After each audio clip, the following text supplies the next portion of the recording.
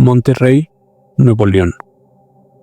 Es una ciudad que impone, un gigante que se levanta con orgullo entre montañas de piedra y cielos claros. Es el motor de México, donde el trabajo duro construye sueños cada día. Pero es precisamente ahí, bajo el brillo de la exclusividad y la paz de las residencias más bellas de San Pedro, donde a veces se esconden historias que desafían toda lógica.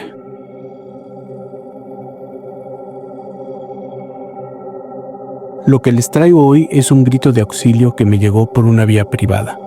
Una confesión tan íntima que, mientras la narro, todavía me eriza la piel. Javier, un hombre que lo tenía todo, me escribió palabras que no han dejado de rumiar. JM, sentía que mi cara no era la mía.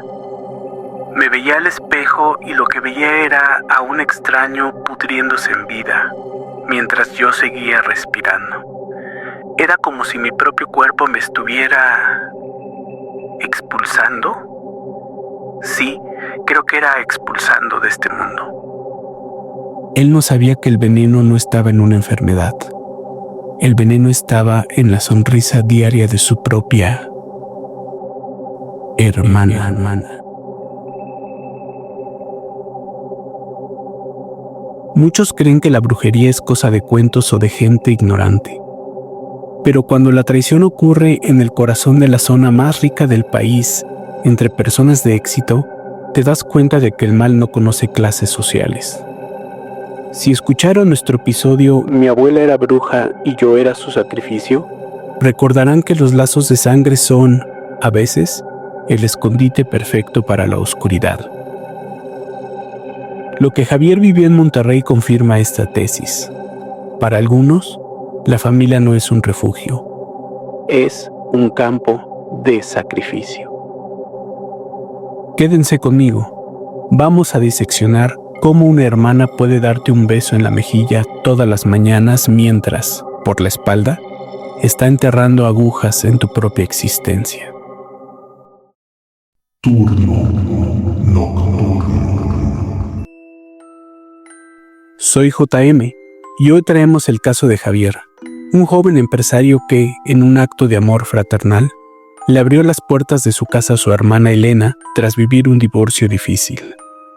Él pensó que estaba salvándola, que le estaba dando la mano en su peor momento, sin saber que al dejarla entrar, estaba sellando su propio destino. Prepárense para escuchar cómo la sangre es el vehículo más fértil para la oscuridad, y para entender que cuando el odio nace del mismo vientre que tú, la hipocresía no es una máscara, es un ritual de muerte lenta. Apaguen la luz, dejen que la oscuridad tome su lugar y escuchen con atención, porque Turno Nocturno acaba de comenzar. Turno nocturno.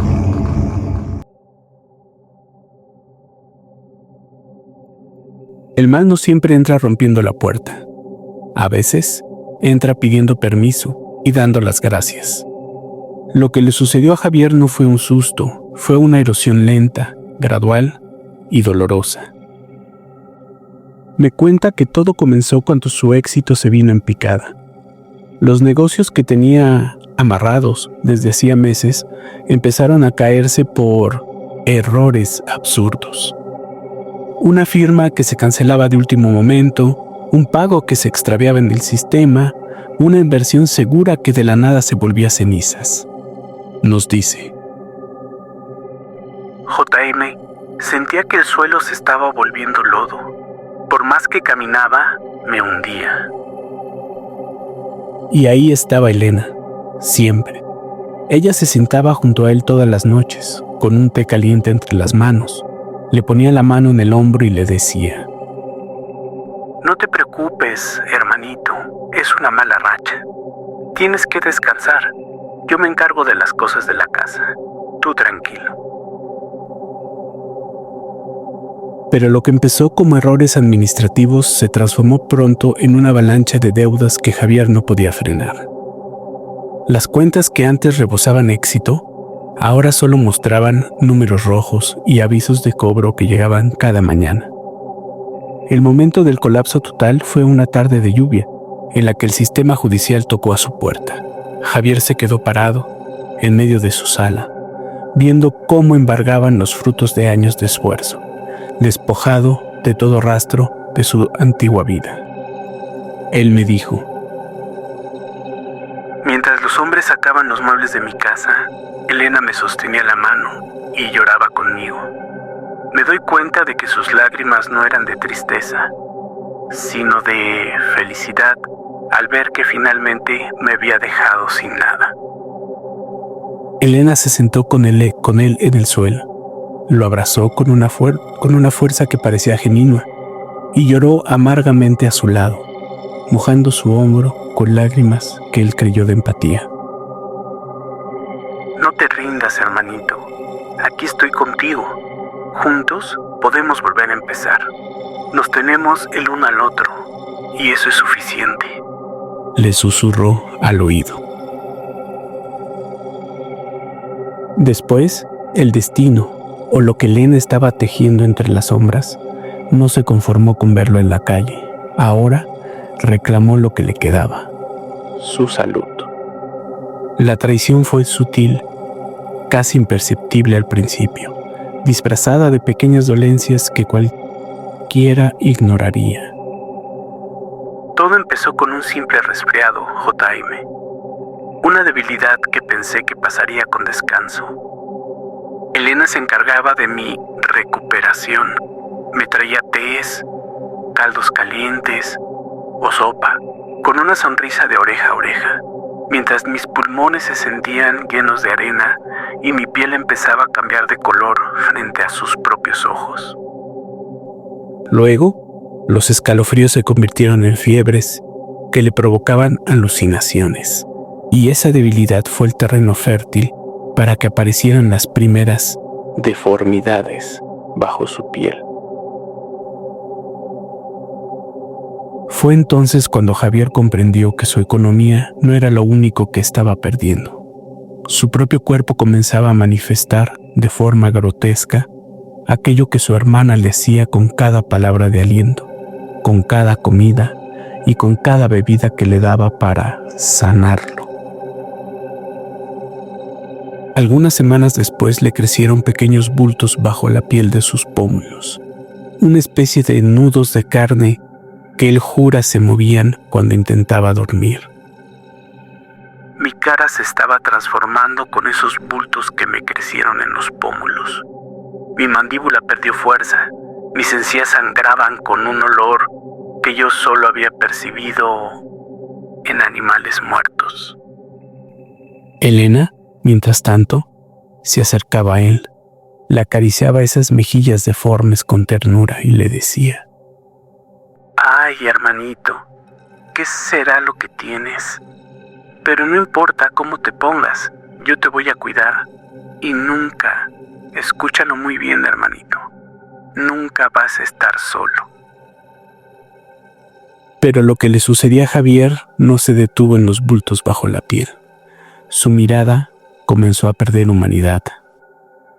Me contó que sus ojos se hundieron tanto que parecía que sus cuencas estaban vacías, rodeadas de una pigmentación violácea que no era de cansancio, sino de necrosis espiritual, y sus huesos... J.M., sentía que mis propios huesos se estaban volviendo de cristal. Cada movimiento me dolía, como si algo estuviera jalando mis nervios desde adentro, mientras Elena me miraba fijamente y me decía que mis ojos nunca habían tenido tanto brillo. Ella disfrutaba mi agonía en silencio. Luego la deformidad alcanzó su sistema motor. Javier empezó a notar que su columna se curvaba involuntariamente hacia adelante, obligándolo a caminar, cuando podía hacerlo muy encorvado, como si cargara un peso invisible sobre su espalda. Sus manos, las mismas que antes firmaban contratos millonarios, se volvieron rígidas, con los dedos curvados hacia adentro como garras. Me describió que por las noches sentía que su piel se estiraba hasta el punto de romperse. Un dolor urente que lo mantenía despierto mientras veía la sombra de su hermana proyectada en la puerta de su habitación, vigilándolo, silenciosa, agazapada, y esperando el momento en que ya no pudiera levantarse más. El horror alcanzó su punto más crítico cuando la deformidad llegó a la voz de Javier. Lo que antes eran palabras fluidas de un hombre de negocios se convirtieron en sonidos guturales, secos, como si sus cuerdas vocales estuvieran cubiertas de moho. Javier me describió la impotencia de intentar gritar por ayuda y solo emitir un balbuceo grotesco, un siseo que ni él mismo reconocía. Su lengua parecía haber crecido o endurecido dentro de su boca, impidiéndole articular cualquier ruego. Me confesó en sus mensajes. Sentía que mi propia voz se había quedado atrapada en un cuerpo que ya no me pertenecía. Intentaba decirle a Elena que me llevara a un hospital o que buscara otro tipo de ayuda porque la que llegaba no era suficiente. Pero de mi boca solo salía un ruido animal que a ella parecía divertirle. En ese momento, se había convertido ya en un prisionero silencioso en su propia casa, observando cómo su hermana le hablaba con esa dulzura falsa mientras él solo podía responder con quejidos de agonía. Desesperado, y antes de perder totalmente su humanidad, Javier fue visitado por los mejores especialistas de Nuevo León. Pasó por resonancias, biopsias y estudios neurológicos que no arrojaron nada más que confusión. Para la ciencia, Javier estaba en perfecto estado de salud, aunque sus facciones se estuvieran derritiendo. Fue entonces cuando un amigo, al verlo reducido a esa sombra encorvada y balbuceante, se atrevió a cruzar la línea de lo lógico. Ignorando las protestas de Elena, quien aseguraba que Javier solo necesitaba descanso, y a su hermana, llevó a la casa a un especialista en bioenergía, alguien acostumbrado a ver lo que los ojos comunes ignoran. Al cruzar la puerta, el hombre no pidió ver los estudios médicos. Se detuvo en seco. Respiró el aire pesado de la habitación y sentenció sin mirar a nadie. Javier no tiene una enfermedad, tiene un dueño. Lo que ven en su cara no es síntoma de algún virus, es el reflejo de un nudo que alguien apretó para mantenerlo así, amarrado. Alguien está usando su propia sangre para ahogarlo. El silencio que siguió fue sepulcral. Elena no pudo sostener la mirada y se puso a la defensiva y violenta contra todos. Gritó que Javier estaba enfermo y que no necesitaba que alguien más lo incomodara con lo que ella llamó tonterías. Pero el hombre no se detuvo. Caminó alrededor de la recámara principal, como buscando algo o como si algo lo llamara. Aquí está el corazón del problema, dijo, y pidió que movieran la pesada cabecera de madera, una pieza que pesaba bastante kilos. Elena se puso pálida, se le secaron los labios y se pegó a la pared, temblando de rabia. Al retirar la cabecera, un olor a putrefacción inundó la habitación de aquella casa de San Pedro. Pegado al muro, oculto por el polvo, encontraron un fetiche de cera negra, moldeado con un rostro grotesco que imitaba, punto por punto, las deformidades que Javier tenía en ese momento.